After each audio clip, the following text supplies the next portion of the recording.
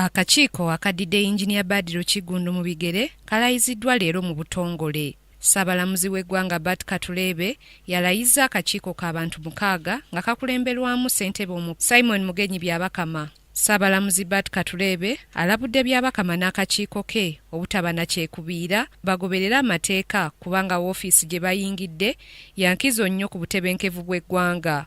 The burden you have is to demonstrate to us, the citizens, that indeed that's what you are.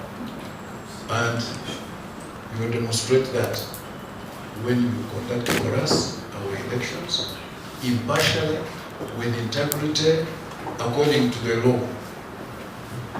That's when you will get exonerated and satisfy us.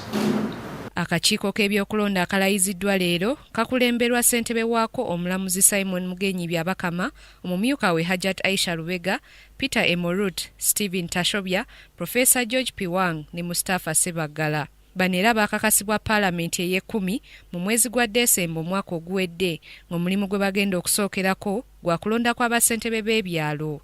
Etteeka eryabagibwa Paalamenti ery'okutondawo akakiiko k'ebyokulonda lirambika nti akakiiko kalina okubeerako abantu 7 n'ekisanja kya myaka 7 ng'ekinene nnyo akakiiko kafuga ebisanja 2 era akakiiko ka Hajji Aziz Kasujja kaliko abantu 7 naye kamalako emyaka 5 ate aka Kigundu kabaddeko abantu 6 era ne kamalako emyaka 14 ate akakiiko akajja k'abantu 6. Grace Nantale Kakoza, KTV Amalindirire.